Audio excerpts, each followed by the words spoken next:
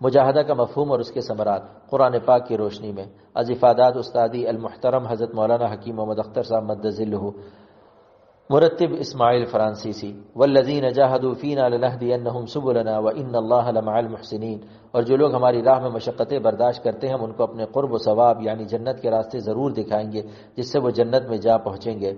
مجاہدہ کی تحقیق، مجاہدہ جہد سے ماخوذ ہے جس کا معنی ہے کوشش کرنا اور اپنی طاقت کو خرچ کرنا۔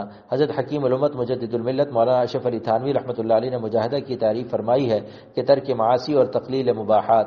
خواجہ صاحب کا شعر ہے، پہنچنے میں ہوگی جو بے حد مشقت، پہنچنے میں ہوگی جو بے حد مشقت، تو راحت بھی کیا انتہائی نہ ہوگی، تو راحت بھی کیا انتہائی نہ ہوگی۔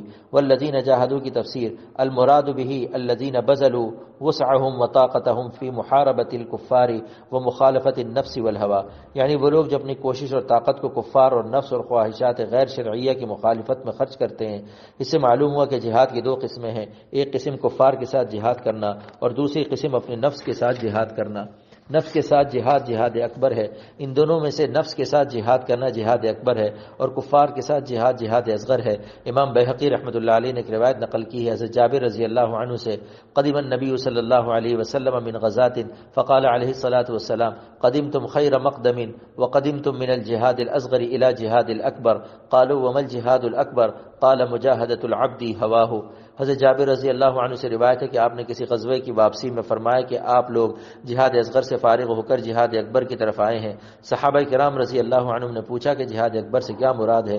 آپ صلی اللہ علیہ وسلم نے جواب میں فرمایا کہ میرے بندے کا جہاد کرنا اپنے نفس کے ساتھ۔ میرے استاد محترم حضرت مولانا شاہ کی محمد اختر صاحب دامت برکاتہم نے فرمایا کہ نفس کے ساتھ جہاد کرنے کو جہاد اکبر اس لیے فرمایا کہ کفار کے ساتھ جہاد کرنے کی صورت میں تلوار صرف اعضاء پر پڑتی ہے اور یہ جہاد صرف میدان جنگ میں پایا جاتا ہے، بخلاف نفس کے ساتھ جہاد میں دل پر تلوار چلتی ہے جو بادشاہ ہے تمام اعضاء کا، اور یہ تلوار دل پر ہر وقت چلتی ہے، اس لیے کہ نفس انسان کو لیے ہوئے پھرتا ہے اور گناہ کا تقاضا ہر وقت انسان کو ہوتا ہے۔ کیا خوب فرمایا ہے عارف باللہ حضرت خواجہ صاحب رحمۃ اللہ علیہ نے، جس میں مجاہدہ کی حقیقت خوب واضح فرمائی ہے شوق و ضبط شوق میں دن رات کشمکش، ہے شوق و ضبط شوق میں دن رات کشمکش، دل مجھ کو میں ہوں دل کو پریشان کیے ہوئے، دل مجھ کو میں ہوں دل کو پریشان کیے ہوئے، نہ چت کر سکے نفس کے پہلواں کو تو یوں ہاتھ پاؤں بھی ڈھیلے نہ ڈالے، ارے اس سے کشتی تو ہے عمر بھر کی، کبھی وہ دبا لے کبھی تو دبا لے، جو ناکام ہوتا رہے عمر بھر بھی، بہرحال کوشش تو عاشق نہ چھوڑے، یہ رشتہ محبت کا قائم ہی رکھے، جو 100 بار ٹوٹے تو 100 بار جوڑے۔ نفس کی 3 جامع تعریفیں۔ نمبر 1، علامہ آلوسی رحمۃ اللہ علیہ نے اپنی کتاب روح المعانی میں لکھا ہے، النفس کلھا ظلمۃ وسراجھا التوفیق، یعنی نفس تمام کا تمام ظلمت ہے اور اس کا چراغ توفیق الہی ہے۔ اور توفیق کسے کہتے ہیں؟ مولانا اعزاز علی صاحب استاد فقہ و ادب دارالعلوم دیوبند نے 3 طرح سے فرمائی ہے۔ نمبر 1، توجیہ الاسباب نحو المطلوب الخیر، یعنی اسباب کو متوجہ کرنا مطلوب خیر کی طرف۔ نمبر 2، تسہیل طریق الخیر و تسدید طریق الشر، یعنی خیر کے راستے کو آسان کر دینا اور شر کے راستے کو بند کر دینا۔ نمبر 3، خلق القدرت علی الطاعت، یعنی طاعت کی ہمت اور طاقت پیدا کر دینا۔ نمبر 2، ملا علی قاری رحمۃ اللہ علیہ نے اپنی کتاب مرقات میں لکھا ہے کہ الجسد کثیف والروح لطیف والنفس متوسط بینہما وتکون النفس لطیفۃ بالاعمال الصالحہ، یعنی انسان کا جسم کثیف ہے اور روح لطیف ہے اور نفس ان دونوں کے درمیان ہے اور نفس اعمال صالحہ کی وجہ سے لطیف ہو جاتا ہے۔ نمبر 3، سب سے آسان اور بہترین تعریف حکیم الامت مجدد الملت حضرت مولانا اشرف علی تھانوی رحمۃ اللہ علیہ نے کی ہے، انہوں نے فرمایا کہ نفس مرغوبات طبعیہ غیر شرعیہ کو کہتے ہیں۔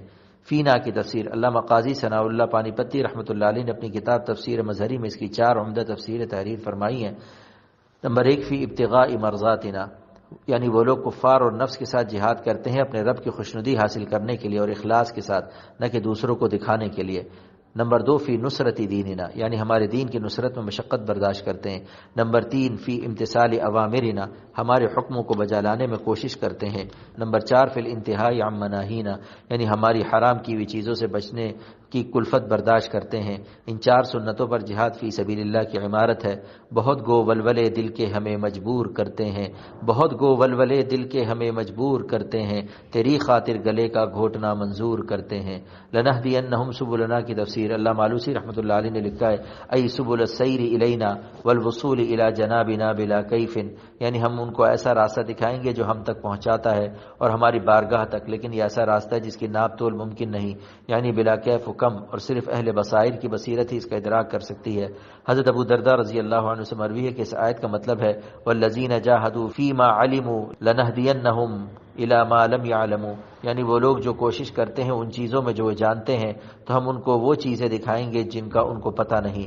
یعنی بعض روایت میں بھی اس قسم کا مضمون وارد ہے، من عمل بما علم ورثہ اللہ علم ما لم یعلم، یعنی جو اپنے علم پر عمل کرے گا اللہ تعالیٰ اس کو ایسا علم عطا کرے گا جس کو اس نے سیکھا نہیں۔ وَإِنَّ اللَّهَ لَمَعَ الْمُحْسِنِينَ، بے شک اللہ تعالیٰ کی رضا و رحمت ایسے خلوص والوں کے ساتھ دنیا میں بھی ہے اور آخرت میں بھی۔ معیت الہیہ سے مراد نصرت و معونت ہے۔ علامہ آلوسی رحمۃ اللہ علیہ نے لکھا ہے کہ من جاہد بکلیتہ وشراشرہ فی ذاتہ عز وجل تجلی لہ الرب عز اسمہ الجامع فی صفت النصرت والاعانت تجلیا تاما، یعنی جو کلی طور پر مجاہدہ کرتا ہے اور وہ مجاہدہ کرتے کرتے جان کی بازی لگا دیتا ہے تو اللہ تعالیٰ کی تجلی تامہ اس کو ڈھانپ لیتی ہے۔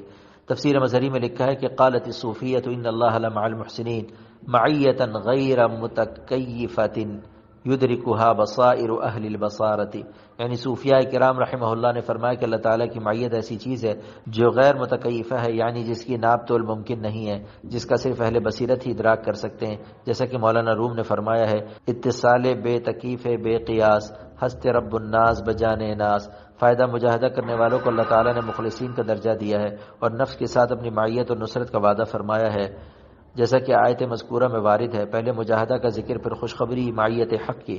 محسنین کا ترجمہ حضرت مولانا اشرف علی تھانوی رحمۃ اللہ علیہ نے مخلصین فرمایا ہے۔ بس معلوم ہوا کہ جو لوگ صرف وظائف پڑھتے ہیں اور گناہ ترک کرنے کا مجاہدہ نہیں کرتے بلکہ مجاہدوں سے بھاگتے ہیں، یہ سالکین مخلصین نہیں، کیونکہ اللہ تعالیٰ کا مخلص بندہ وہی کہلائے گا جو رضائے حق کے لیے تکلیف اٹھائے گا۔ پہنچنے میں ہوگی جو بے حد مشقت، پہنچنے میں ہوگی جو بے حد مشقت، تو راحت بھی کیا انتہائی نہ ہوگی، تو راحت بھی کیا انتہائی نہ ہوگی۔ سنیں یہ بات میری گوش دل سے جو میں کہتا ہوں، سنیں یہ بات میری گوش دل سے جو میں کہتا ہوں، میں ان پر مر مٹا تب گلشن دل میں بہار آئی، میں ان پر مر مٹا تب گلشن دل میں بہار آئی۔ حضرت مولانا پرتاپ گڑھی دامت برکاتہ۔ ناظرین کرام سے درخواست ہے کہ احقر مؤلف محمد اختر رضی اللہ تعالیٰ عنہ کے لیے عافیت دارین اور حسن خاتمہ اور مغفرت بے حساب کی دعا فرمائیں۔ جزاکم اللہ تعالی احسن الجزاء، ربنا تقبل منا انك انت السميع العليم وتب علينا انك انت التواب الرحيم۔ العارض محمد اختر عفى اللہ تعالی عنہ، خانقاہ امدادیہ اشرفیہ گلشن اقبال نمبر 2 کراچی۔ اصلاح کا آسان نسخہ۔ حکیم الامت مجدد الملت حضرت مولانا شاہ محمد اشرف علی صاحب تھانوی رحمۃ اللہ علیہ 2 رکعت نفل نماز توبہ کی نیت سے پڑھ کر یہ دعا مانگو: اے اللہ، میں آپ کا سخت نافرمان بندہ ہوں، میں فرما برداری کا ارادہ کرتا ہوں مگر میرے ارادے سے کچھ نہیں ہوتا، آپ کے ارادے سے سب کچھ ہو سکتا ہے۔ میں چاہتا ہوں کہ میری اصلاح ہو مگر ہمت نہیں ہوتی، آپ ہی کے اختیار میں ہے میری اصلاح۔ اے اللہ، میں سخت نالائق ہوں، سخت خبیث ہوں، سخت گناہ گار ہوں، میں تو عاجز ہو رہا ہوں، آپ ہی میری مدد فرمائیے۔ میرا قلب ضعیف ہے، گناہوں سے بچنے کی قوت نہیں ہے، آپ ہی قوت دیجئے۔ میرے پاس کوئی سامان نجات نہیں، آپ ہی غیب سے میری نجات کا سامان پیدا کر دیجئے۔ اے اللہ، جو گناہ میں نے اب تک کیے ہیں انہیں آپ اپنی رحمت سے معاف فرمائیے۔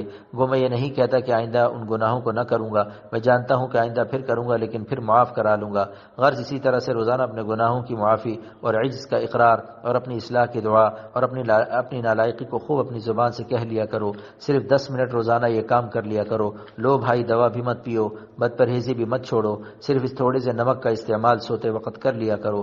آپ دیکھیں گے کہ کچھ دن بعد غیب سے ایسا انتظام ہو جائے گا کہ ہمت بھی قوی ہو جائے گی، شان میں بٹا بھی نہ لگے گا اور دشواریاں بھی پیش نہ آئیں گی۔ غرض غیب سے ایسا سامان ہو جائے گا جو آپ کے ذہن میں بھی نہیں ہے۔ اللہ پاک عمل کی توفیق عطا فرمائے۔